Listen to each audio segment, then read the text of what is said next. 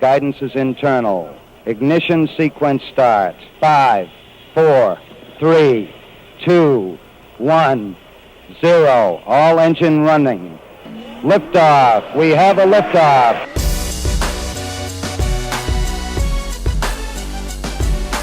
Permission to board. Permission to come aboard. Permission to board. Permission to bring me aboard. Permission to come aboard. Welcome to the Permission Granted podcast. Here's DA.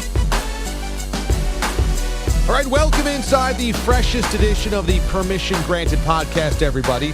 Just a little reminder, you probably know this already, but we have full shows podcastable on iTunes and on SoundCloud, and that's every single night following the show. This is the very special off-air podcast, all stuff that you won't hear on the air. So you can always subscribe to us, iTunes, YouTube, and SoundCloud. Yes, we're on YouTube as well with the Permission Granted. That's why this is special. Off-air stuff is on YouTube. YouTube.com/The DA Show on SoundCloud or on iTunes. Search The DA Show CBS Sports. I'll also tweet them out and put them on Facebook as well. Coming up a little bit later on, we'll talk to Mraz coming up here. I'm a little concerned about being bullies on the show. We'll talk to him about that. But coming up here next, I was a huge baseball card fan growing up, huge baseball card fan. And that was one of the reasons, that was one of the ways that I really got into sports, because when I was 7, 8 years old, my cousin would just collect baseball cards forever. And then I would ask my dad, I would beg my dad to come home from work and maybe get me a pack of football cards, a pack of baseball cards. I was really into the statistics on the back. And before the internet, when I was doing this, and this was kind of the late 80s, 87, 88, 89, there was no way to access all the stats unless you had an encyclopedia or an almanac, and so this was the way that you could understand numbers. Well, now in today's day and age, nobody needs the back of baseball cards to figure out stats. They just need a profootballreference.com or baseballreference.com or whatever, or ESPN.com, CBSSports.com. So what does that mean for baseball cards? We're going to talk to one of the guys over at Topps that knows everything about the place coming up here. Clay Laraski, Topps Vice President of Product Development, as we get into baseball season and thus baseball card season. Clay, how are you? I'm well, and yourself? Man, I'm doing tremendous. Thanks for joining us. And let me ask, so you've worked at Topps for about 15 years, you said? Correct. Okay, now when did you first get into baseball cards? What was the first set you remember collecting or really getting into? The first set I remember collecting was the 1981 Topps set. I had two older brothers that collected, and they had like the 76 and 77 and 78 sets. But the 81 set was the first one I collected on my own. Oh, this is interesting. What an interesting time, because isn't that the first year that both Fleer and Donruss also had sets? Yeah, there were the competitive products as well. So that year changed baseball cards, right? Because forever, like back in the 40s and 50s, you had Bowman, but really for like 30 years, it was only Topps. And then that was the first year that other companies said, hey, there's a profit to be made here.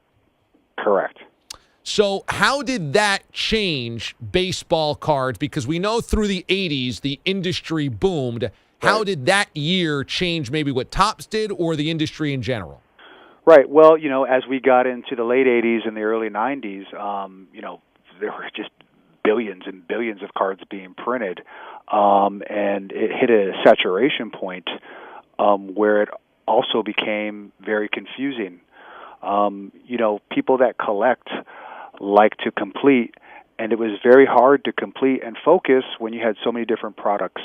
Now that we're the exclusive manufacturer of Major League Baseball cards, we could focus in on the message and get a little bit more detailed on how to collect and what to collect. Yeah, that certainly happened to me. My first set was basically the 87 Topps set, which is the wooden borders, which is iconic, right? And Correct. So 87, 88, 89, there's Donruss, there's Fleer, there's also then Score, and then there's Upper Deck. And then once Upper Deck comes around, then kind of everything took on another life form. And so what did Upper Deck do? Because I remember $1.25 for an Upper Deck pack was out of control. Like that was way too expensive. Right. But that's where things started to go. So what did Upper Deck do to the industry? They really focused on value and collectability and what a card's worth was, Whereas naturally before, a card's value just came from, who the player was and, what year it was from. And basically people that were adult-aged in the late 80s and early 90s wanted to revisit their childhood from the 50s and 60s and start purchasing up those cards, but their cards were all thrown out by their mom, so the cards were scarce. Now, when you get into the 80s and 90s, those cards weren't scarce because, they were just being pumped out and in the billions.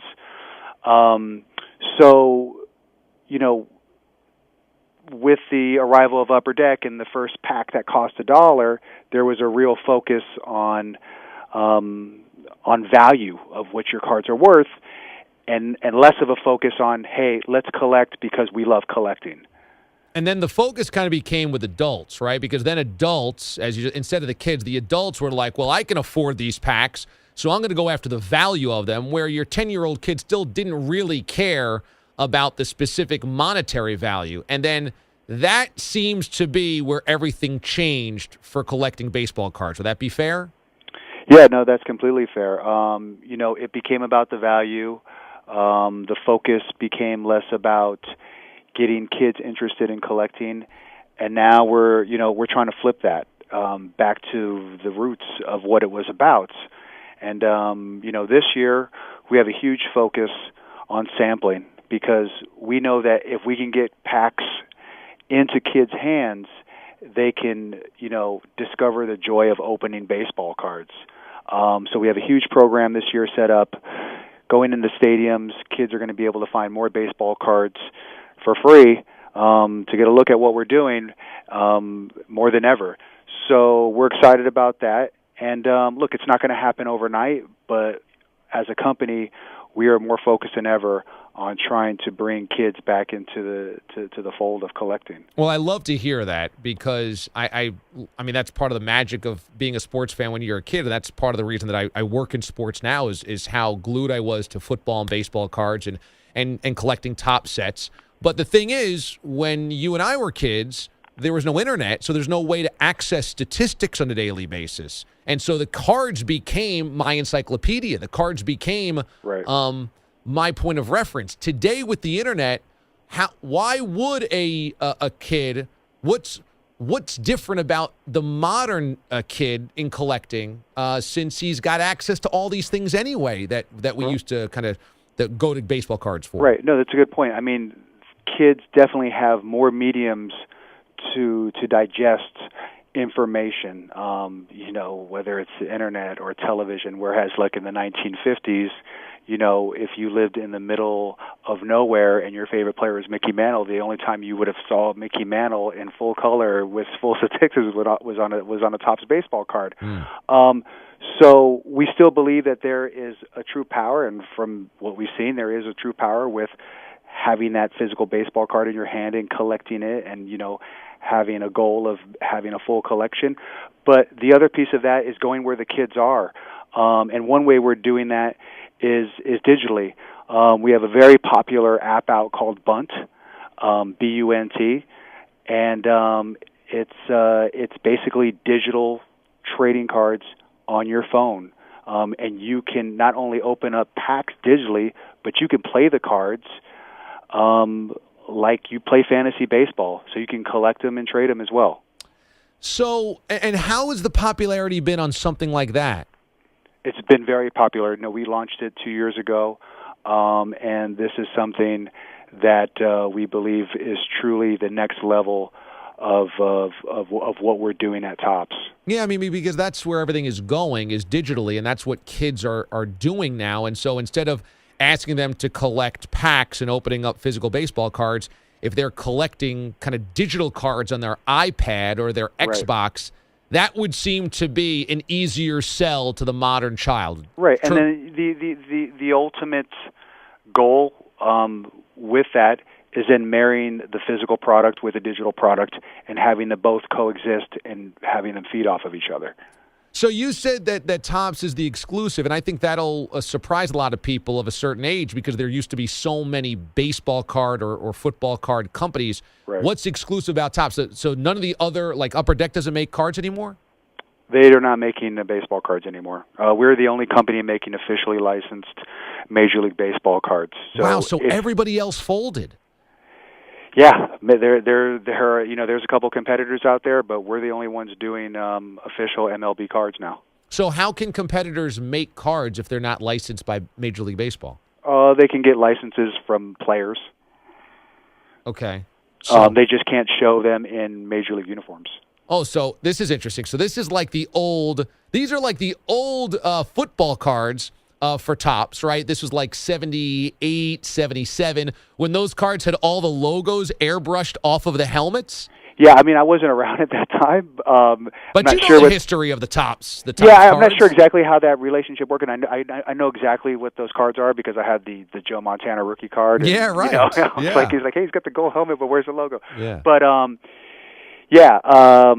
there are some companies doing trading cards, but we're the only. If you want to see the New York Yankees logo on a baseball card, the only place you're going to find that is with Topps. Wow, that's fascinating because, gosh, if it was 10 years ago, 15 years ago, Right. there must have been 15 companies that were licensed by Major League Baseball to make cards, right? Right, and I think licensors have seen what happened when we go down that road, and you're more likely to shrink the category than to grow it. And now the message is more efficient, it's more effective.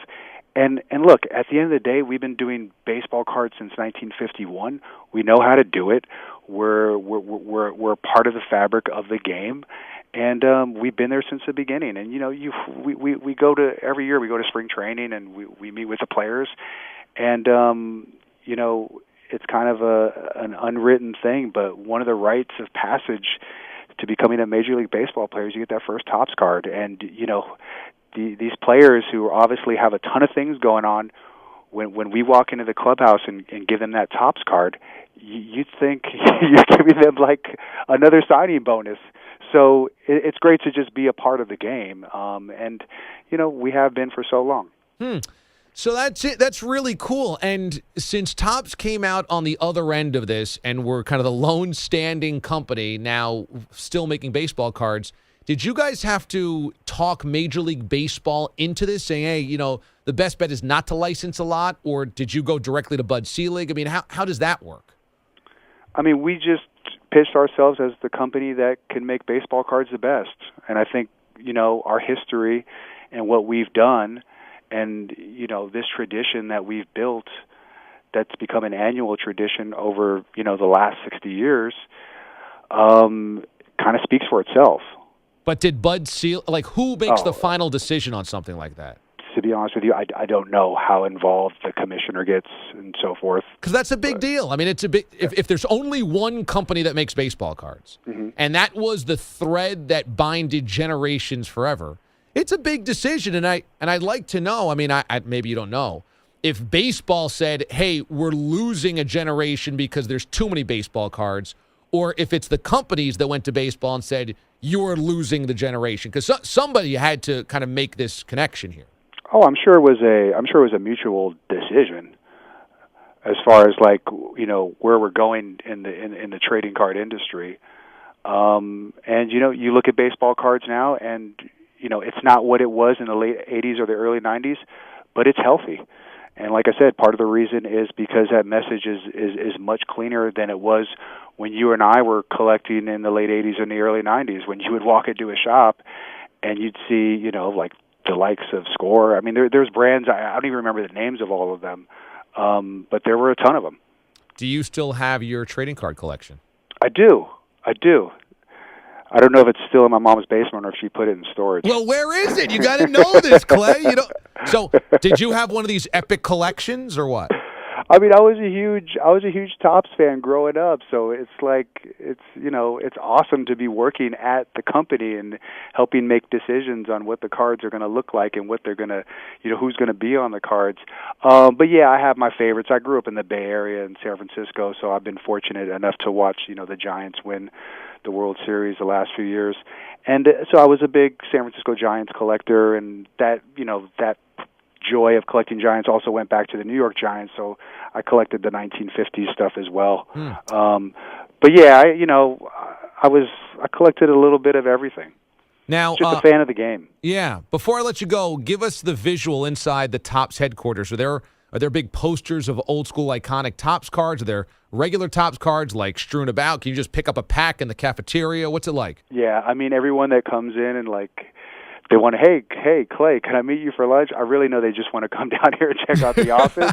But yeah, it's kind of like, so I think someone from Sports Illustrated put it best once. They said it's like walking into Willy Wonka's chocolate factory for sports.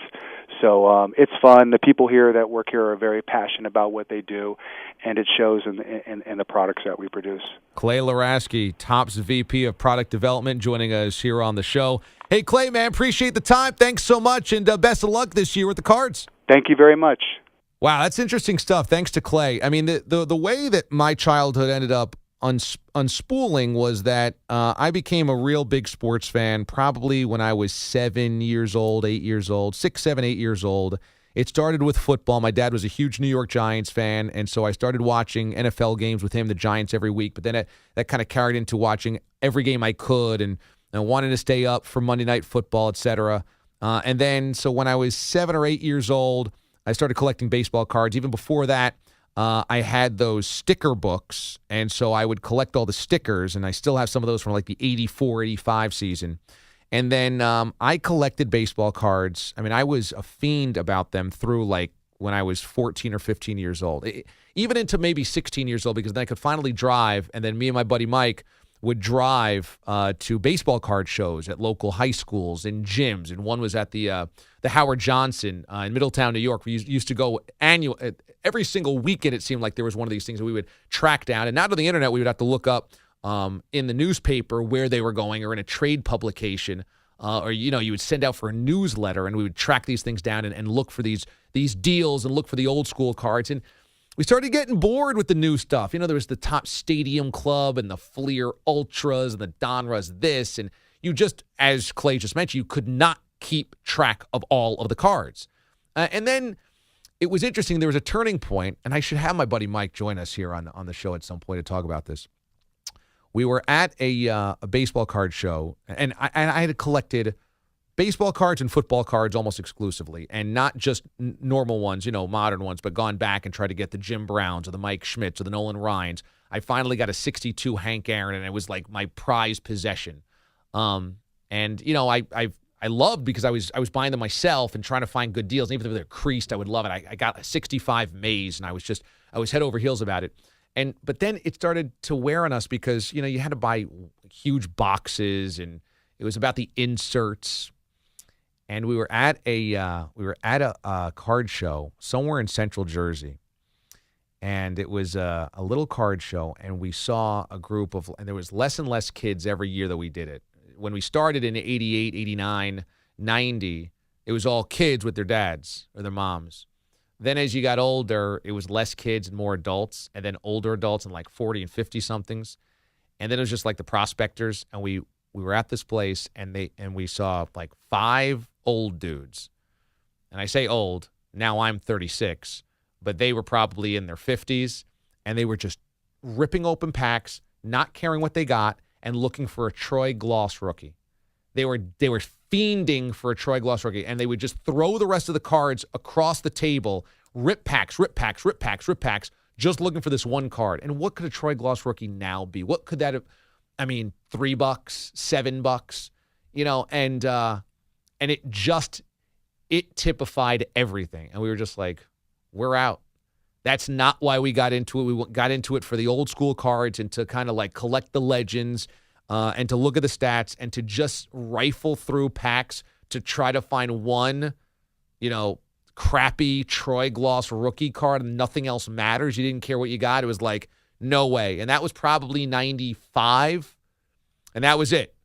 And I still have all my cards. They're at my parents' house. They're organized, and some are in hard plastic and some are in screws, and I have them to the T. I have some in books and albums. I mean, I still love them. I still absolutely love them. I'll never get rid of them. I will never sell my cards.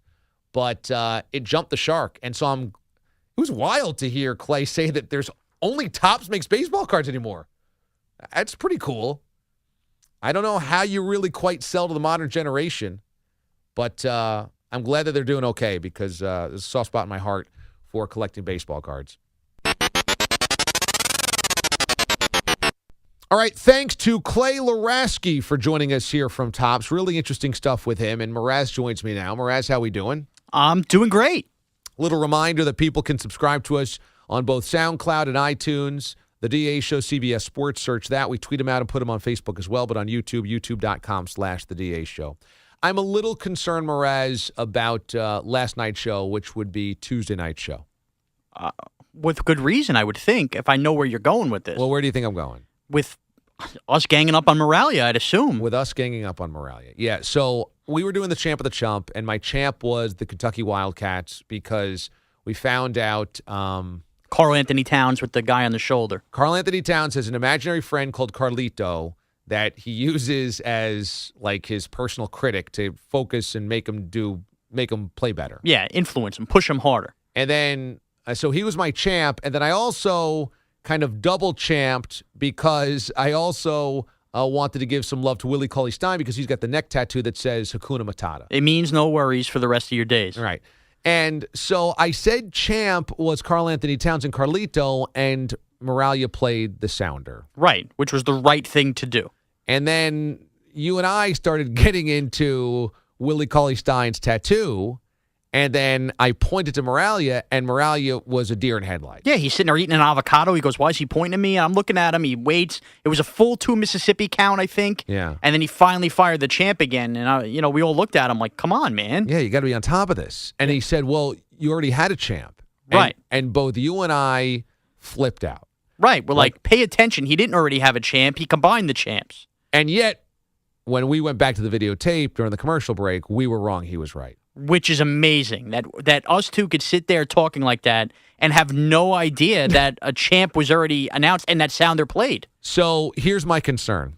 My concern is, well, number one, Steve-O did not put up a fight at all. Right. I mean, he just crawled into his shell as soon as we started saying, no, you're wrong. Even though we were wrong, he crawled into his shell even though he was right. He got all soft-spoken. He didn't have his little booming baritone voice. I hate fat people. He didn't even go there. It was just... but you already had a champ. Okay, I'm sorry. And we need people on this show that are willing to push back, especially if we're wrong. First of all, there's no bigger wuss in this building than me. Yeah, you're a wuss. So, well, thanks for backing me up on that. Well, this was evidence the other day when we tried to send you into the man on the street duty. I got anxiety. So you were a real wuss there. Exactly. So I am a wuss. So for Moralia just to back down, turn around and give it back to me. You got to give it back. I spent 2 years with Kenny here. If you go back with us to the overnights, he used to give it back to me, no problem. I mean, he sometimes would light you up. No question. It was a storied rivalry. It was the Yankees and Red Sox. It was unbelievable. He was a bully. He was a total bully. He was a bully. And we're not getting that out of Steve-O. We're getting a weak effort, a wimp. We don't like wimps up on the mothership. No, and now Moralia's in a bit of a tough place because he only works with us 3 days a week, not all 5. Right. But at the same time, I mean, we're already nearly through month number 3 together. He should know. It's almost the Kevin Love LeBron thing here. In what way? In that, you almost feel like, okay, well, it's a whole season. Love's still in LeBron. They're still kind of, fritzy on that friendship. What, Steve doesn't feel comfortable in the mothership locker room yet? Well, I don't know if he just doesn't have a spine. I mean, maybe this is just what he's always like. Maybe. Because, okay, so here's my concern. Number one of the concerns is that you and I just assumed he was wrong. Right. Because has he given us enough of a backbone to assume that he was right? No, because if Brock would have said you already did this, we would have said you're right. You're right. Brock had the credibility to say that. Exactly. If Ward said it, I think we probably would have said he's right. Yeah, I guess why do we feel that way about Steve? I think Steve-O we call him Planet Moralia because sometimes he's on a different planet. He is the ultimate science experiment. So he's a box of chocolates. You never know what you're going to get. You never know. And it's also within the show, you never know. Right. Some segments he's all on. Some hours he's all in, locked in. Some hours, I mean, he's eating. He's paying attention to the Yankees spring training game. He needs something on TV. So and he's pulling TV cords out. You never know what's going on. Easily distracted.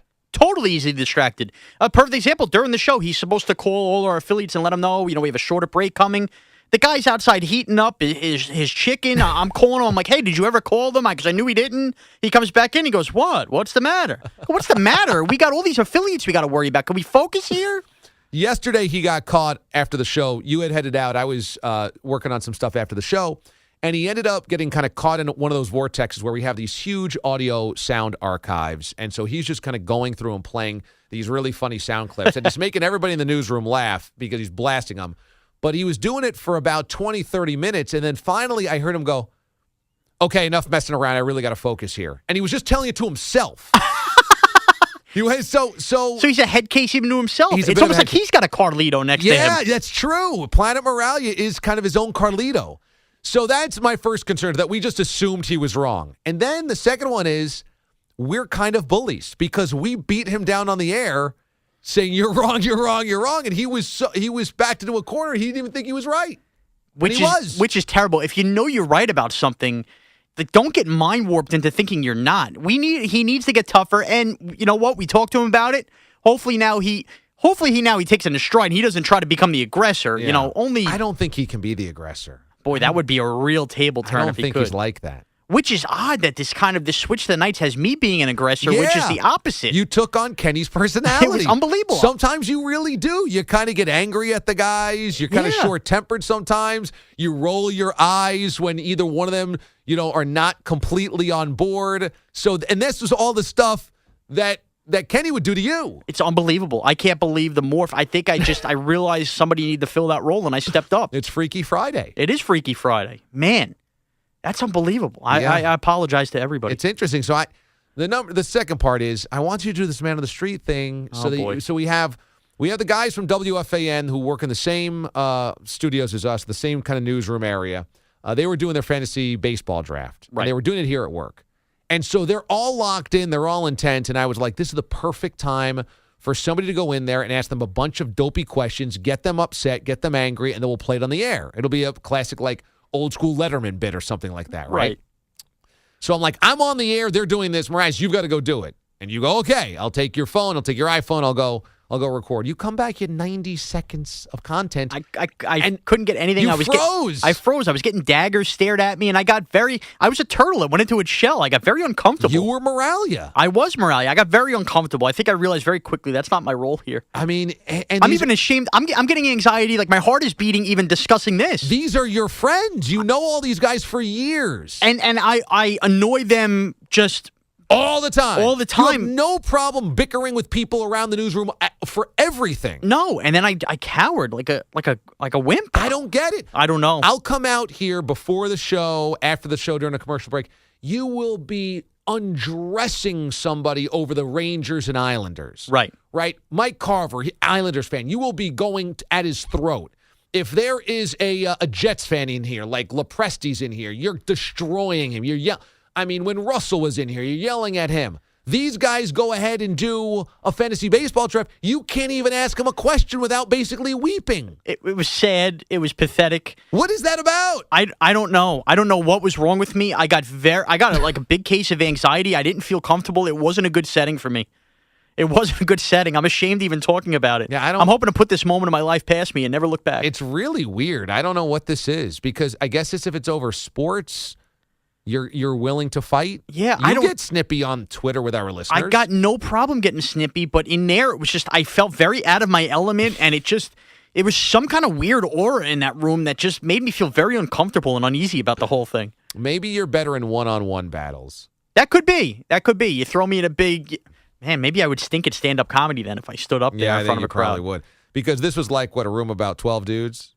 I think it was 16. I think it's a big league. This was one of the weirdest things I've ever seen because look, I would love to get together with my buddies to do my fantasy football draft. I don't do fantasy baseball. It's just too time consuming. I do fantasy football, but my buddies are spread all over the country, so we can't get together for one place. We do it online. Yeah, so we do the online draft, and so these guys all got together, which I thought was cool, but I'm like, why are you doing it at work? It was so Go do it lame. at a sports bar. So lame. And if the idea is, well, it's centrally located, we're in New York freaking city. I mean, there's a million places you could have gone to. 13 sports bars within a 3-block radius. Makes no sense. I won't understand it, and none of them gave me a concrete answer, but I also didn't push hard enough as to why. I mean, you were there for 90 seconds. We looked at the content. It was like 1 minute and 26 seconds. You asked 3 questions, and you just left. I'm embarrassed. I'm walking away from the podium on this. I mean, seriously, I guess you got to toughen up too. I do have to tough, but I'll gang up on Moralia and I'll push it out that way. Like, what's going on? Why are you like? I don't know. I'm even getting nervous. I don't know what's wrong with me. That room messed me up. Freaking out here. Why can't you talk about this? I don't know. I don't know what's wrong with me. My heart is beating so fast right now. I'm embarrassed. Your voice is high. Sorry. You're like short of breath. I honestly don't know. There's something about that fantasy football room and me doing that has freaked me out. Fantasy baseball. Well, I'm sorry. Whatever it is, I can't even think about it right. All right, are you talking to Moralia next or what? Yeah, we're going to talk to Moralia. I want to delve further into Moralia's situation on Monday night with the neutral site, if you will. Yeah, figure that out, and also figure out what Planet Moralia really is about. Like, is it just easily distracted? What happens there? Yeah, we'll get into some stuff with Steve-O. Okay, all right. All right, welcome into Side B of the Permission Granted podcast. The train just keeps rolling along every single week. Now, the last couple weeks, we've kind of frayed away, and we've gotten away from our new assistant producers on the DA show on this side. We had Jay Berman a couple weeks ago, and last week we did a really a very big long-form interview in which then later me and DA kind of spoke for just a little bit. But we're bringing back into the fold somebody who's done a nice job over the last couple weeks on the show itself. How about Steve-O, Steve Moralia, the man without a Twitter, the man who hates fat people? Welcome back aboard, Steve-O. How you doing? I can't believe you had Jay Berman in here. I'm in my place. We did have Jay Berman. He was very funny as always. Oh, yeah, I'm sure. He was, he was funny as always. Now, big part of the reason I wanted you in, Steve, is we just heard DA do the interview. As we look basically the history of baseball cards and baseball cards in general, you are our, as we like to say, resident seam head on the show. You're a baseball fanatic. You used to work on the Yankee broadcast. Of course, I'm a big Yankee fan as well, but you're nutso for the baseball. So I wanted to bring you in. We'll get to some of the show stuff in a little bit. And just, were you ever a baseball card guy, Steve? Always, yeah. I mean, that was like my thing growing up. Loved the baseball cards, loved collecting, loved trading.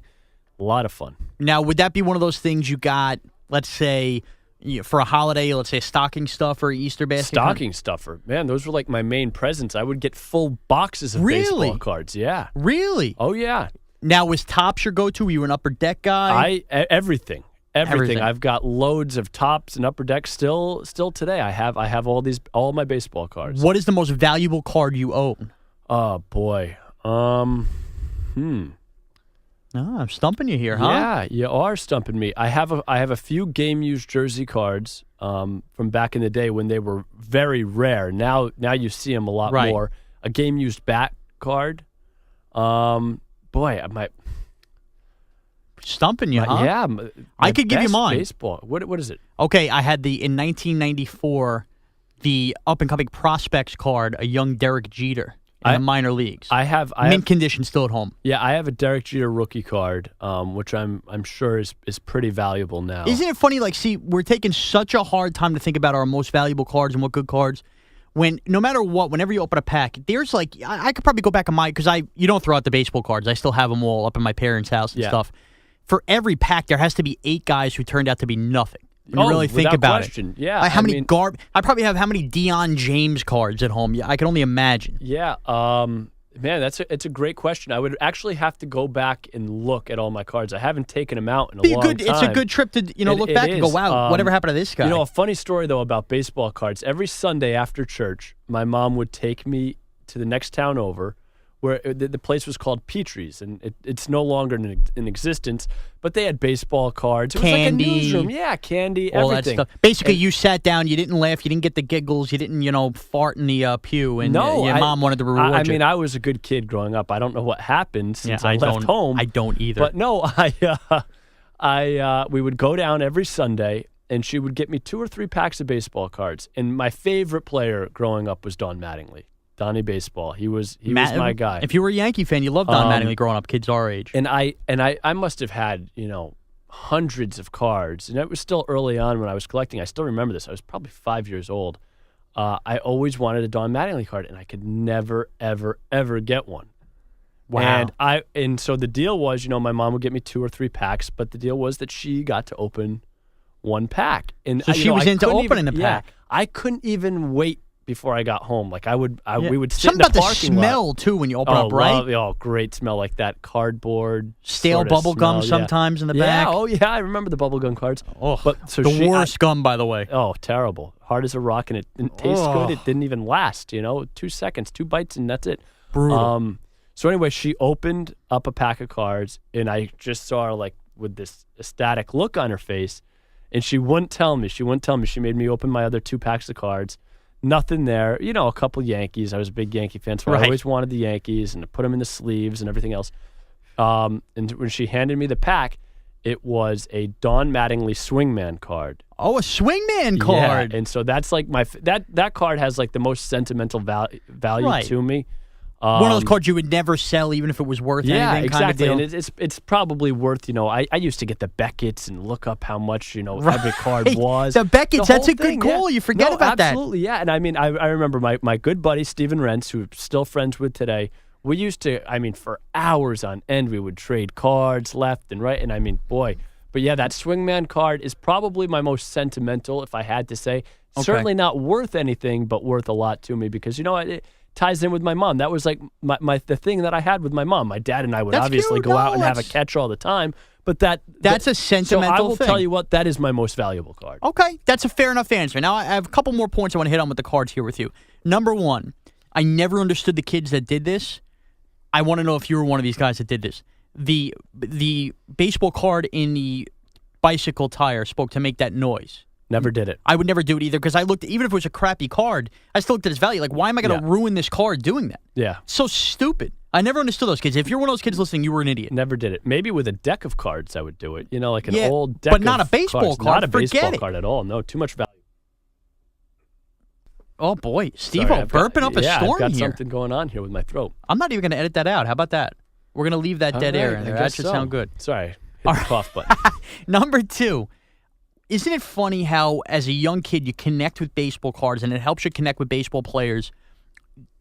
Although they sell them for the other sports, cards for the other sports never caught on quite like baseball cards caught on. There's something classical about them. Absolutely. I would every once in a while get a football pack of cards, a hockey pack of card bass, but it doesn't catch on the way the baseball card catches on. I wonder why that was. I don't know. I guess it's always been like you still hear it. It's a staple of a lot of broadcasts. What's on the back of his bubblegum card. Right. That's how I learned how to do math. Yeah, we can go back and look at the Honus Wagner card, that came in the tobacco and I guess cigarette packs. Right. So no, I mean it's great. I don't know.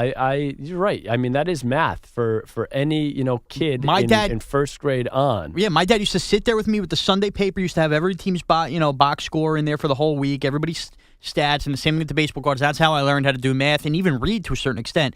Obviously, it shows you knowing how terrible I am with math and how I'm a terrible speller and how I don't know a lot of words. You're a terrible speller? That's probably not the way you should go about teaching your kids how to read and learn math, but that's the way I went about it, and I loved it. Much reading on the back of a baseball card. It's all numbers, man. Yeah, but you learn. Occasionally you get that little bio. Or a little nugget. Blip. Yeah, you get a little nugget. Of course. A little nugget. Yeah. No, great memories, though. I mean, just thinking about that. That's like filled my summer days. I loved it. I wish I could go back to being, Right. And I lived about 3.5 hours north of Yankee Stadium in a small town in upstate New York. Which for me is far to live from your local stadium because I was an hour away from Yankee exactly. Stadium. So I would come to about 2 or 3 games a year, max. And that's a big deal when you come down to the game. Huge deal. I mean, it's an all-day event, essentially. Of course, so you're getting up early. A lot of times it's an overnight trip. Wow, you would stay overnight. We would stay overnight, in Westchester. Not a lot of nice hotels over near Yankee Stadium. No, not near Yankee Stadium. But I remember coming down, and I would have like a binder of cards and try to get autographs on the cards. The good old days, yep. And I remember one time I was outside Yankee Stadium, probably like 97, 98 years old. The players used to walk across the street from a lot into the stadium. Now they park underground and it's all protected and everything else. Right, you can't even go in there. It's like getting into a prison. But anyway, I remember one time we were actually driving along that strip and my dad goes, "There's Derek Jeter." And I go, "No." He goes, "Yeah, he's right there." And I jumped out of the car, ran up to him, And he stopped to sign with people, but I touched him, and he's like, "Hey, hands off the suit." You know, he gave me like a hard time. But he stiffed you? He did. He stiffed me. I didn't get Derek Jeter's autograph. That's heartbreaking. Years later, I got Derek Jeter's autograph when I worked for Did you the tell team. him that story, though? No, I didn't. I mean, he's too cool for school, DJ. Yeah, I know. That's bad. That's bad job by him stiffing you. My first Yankee autograph was actually a Luis Soho autograph on a Boy, baseball the value team. on that's got to be through the roof. My first one was Mattingly. Really? Was Mattingly. I know we might be boring people with these stories, Sorry. but we get down Yankee Stadium. It was 1994 before the strike. I'm at the game. My dad gets good seats from his job. Everybody's father always had the job where they somehow or another got you the good seats. I was always in the upper deck. Okay. Well, I felt it was one. My dad could never give me the good seats. Now got me the good seats back in the day. We went down there, and Mattingly comes running off the field, and there's a bunch of obnoxious older teenagers yelling for us or whatever. He yelled, "Guys, I only got time for one. Give it to the kid." And there was me, little kid sitting there with my program, whatever I was, 7 years old. Quickly signed, "Hey, what's your name?" To Sean, Donnie Baseball. Did he spell it right? Don Mattingly. Spelled it Sean. But hey, still, that's a great autograph to It was have. great. And it was a great moment. He rubbed me on my head, and he ran into, and that was the first ever When you had autograph I got. hair. When I had hair is right. All right. So that was my Mattingly story. But now I'm glad you mentioned your mom and how you guys connect on those memories. Is your mom, will she ever check in on the radio and listen from time to time? You know what? When you're on? I don't think my parents have ever heard me on the radio here. Really? Really? That's probably a good my thing. Uncle has. My uncle who lives in Atlanta, Georgia has. Okay, listening on 680 The Fan. Yep. So he listens, but we're not on really in the area that my parents are in. And they won't do the phone app thing or anything like that. They're not. My dad really, will do that. But My parents are not tech savvy like that. Okay. I mean, my dad has like this big Galaxy S4, and my mom has an iPhone, and they just basically use it to text, check emails occasionally, and make phone calls. The reason I ask is because on Monday Night Show, you dropped some serious bombs. Oh, boy, here we go. In the last hour, talking about your weekend that was and how you were an above-average weekend for me. That's a very above-average weekend. You got on a little hot streak. I think you were quoted as saying you're a little lighter, and that took DA by storm. I didn't understand what you meant. I knew where you were going with it. You used all sorts of phrases. Basically, you went and you played a bowl game at a neutral site, and you walked away a winner. I did. I think she did too.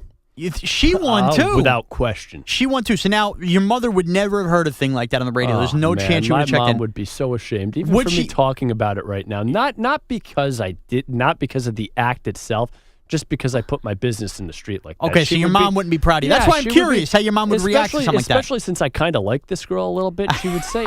A little bit. I like this girl, which is a big step for me, Mraz. I mean, you've known me now for a couple of years. You're a nitpicky guy, which is shocking. There's a lot of these guys on radio very nitpicky. So yeah, I really like this girl. I have right to be nitpicky. I mean, you don't want to fall for anyone dumb or ugly or anything like that. Right. But like my wife did. So especially since I like the girl, my mom would be very, upset with me for having put my business in the street out there and putting her business in the street. Even though I will not mention her name, where she's from, which is good, or anything about her. I won't even tell you what color hair she has, which is great. You didn't need to either, because the story was that good without needing to. The roommate, we don't even know what happened. And basically, you said you flat left her, essentially. You don't know whether she cleaned up. I didn't flat leave her. I mean, I said goodbye in the morning. She walked me up to the door. Not even a little bagel, a little egg sandwich with her? No, I thought I had to get going. I had an alumni event that I had to be at. Why did you have to be at the alumni event? You get done, basically, doing what you had to do with this girl, and you leave her out to clean up. 6:30 in the morning, Mraz. It was tough. Why were you up so late? You know what? You know why? So what happened was 6:30. What time did you start? 6:29:30. Let me tell you what happened is I was here until midnight on Saturday, and she waited for you, huh? Well, she was out with her friends. Okay. So she was out in the city, and I went out with a couple of my friends before I even met up with her. It wasn't until 1:30, 2 o'clock where I met up with her. We got some drinks, like I mentioned the other night on the show. Basically, the drinks were just so we wouldn't run back to the place, and we had to have an make it formal to do something. Exactly. But I could see you smiling ear to ear about this. This girl might be a keeper. Yeah, She's like Willy Wonka with the golden ticket. She might be a keeper. Wow. We'll see what happens. So now, if anything ever happened with this girl, I don't mean to interrupt, and let's say you got married. Let's just say you got married. Oh boy, I hope this podcast is deleted by then. That's my point. That's my point. These things are forever, people. Would you ever tell her that you talked about that night on the radio? Probably wouldn't. And there's no chance a friend of hers would ever hear. Oh, that it could be, but I don't think they know. Oh boy. So that you took a risk by putting it out there for the joy and the entertainment and you know of the what? show. Not only once, but twice, because I also work on the Ken Carman Show Sunday nights. Here we go. Steve-O, plug in whatever you can here. And we have a section called the Moralia Report. And beep, beep, beep. We're backing up the truck here. Here we go.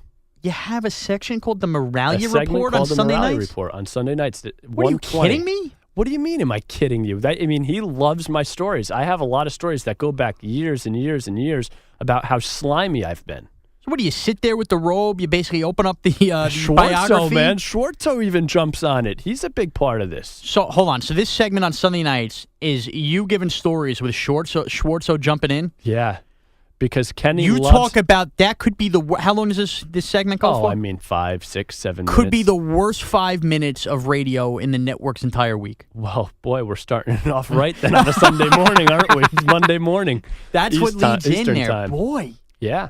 And so you sit there and you gave this story as part of your Slime Bowl report or whatever you call it. I did, even though I feel bad calling it part of the Slime Report because it wasn't slimy. It was very nice. And many of our listeners that listen to this podcast are very familiar with Peter Schwartz, who was a staple on the DA show the best. for the first 2 years. What is Schwartzo bringing to the table in the Slime Bowl report? Well, listen, he's been married now for several years, so he brings levity to the situation. Yeah, okay, but is he... He gives me advice. He gives you advice? Schwartz is the last person you want advice from. Listen, you might be right there. Ken Carman is very much living vicariously through me. So he enjoys the stories, wishes he was kind of single Schwartz like you? is just probably completely disgusted by him and is like, no, I've got my faithful wife at home and my 2 kids, Yeah, Bradley I think that was and Schwartzo's Jared, first girlfriend. I think. I could be wrong. Really? Well, good for him. That doesn't happen anymore. No, hey, listen, I married the girl I went to prom with. Yeah, 7th grade. No, not 7th grade. I was a senior in high school. Pretty much, though. When did you guys start dating? I was a senior. She was a freshman in high school. All right, so there's some... Yes, that's right, gap. perverts. Calm down. Listen, I won't tell the age, the color of the hair, anything with this girl. So Schwartzo is just not a guy you want to take he's a advice good from. guy, though. He's a great Schwartz guy. a great guy. We love Schwartz, but I don't know what he's bringing to the table on that report with you. Going back, I listen, don't. You tune in one of these days. You're talking about a guy who basically would shake down the vending machine out here to get 6 packs of Oreos and roll Diet Cokes I'll never out forget like the he was doing first the time artillery. he told me that. Yeah. He was so proud of himself for getting a free pack of Oreos. Dude, and he got Diet Cokes when he used to come in on the overnight. He probably still does this, and he loads up about 6 Diet Cokes up his arm, literally like he's at war, loading up the the bullets in the gun here, and he just chucks them into the fridge like that. They roll one by one. It's an unbelievable feat. It's an unbelievable feat. So this is the guy. And his wife doesn't even know she drinks soda. Is that correct? I think. Well, she knows because he packs them from home, but then he'll stop on the way and he'll get like the double super big gulp from 7-Eleven, which there's no way she knows about. He drinks a lot of soda, Schwartz, though. Not good. So, I'm telling you, give up the soda. But the point being, that's the guy who's bringing levity to your situation. Yeah, well, listen, Schwartzo has some very good takes, I think, on it. And you know what? Our listeners like it because Tony We're going to have to pull some of these takes. And a couple of guys in Chicago, they called me and said, boy, we loved that story. It was a great story. I feel like you're my son from another mother. Well, we're going to have to get some more of this Steve-O out on the show. We'll see. We're going to have to, because we never know what we're getting with you. That segment might be coming to an end. Who knows? I mean, if Ken gets this show permanently, he wants to get sounders made for it. I don't know if Spitz will approve any of that. I don't think so. I don't think Turner's reading it's time for the Slime Bowl report with Steve Morale. Yeah, I know. I don't think that's happening. But you know what?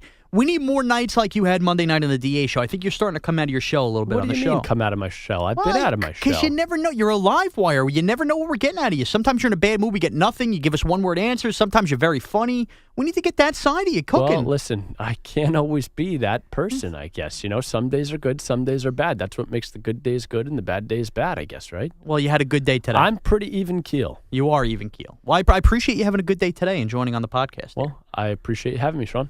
That's going to wrap it up here for Side B of the Permission Granted podcast and for the podcast in general. Remember, you can go to youtube.com/the DA Show, facebook.com/the DA Show. Check out CBS Sports Radio's website, too, by the way, DA on CBS.com. That's where you can find all our interviews and stuff from the show. This will be separate, though, on our SoundCloud and our iTunes. You can follow me on Twitter at MrazCBS. Ladies and gentlemen, have a great weekend. When we join you, we will know the Final Four, and baseball opening day is right around the corner. Take care.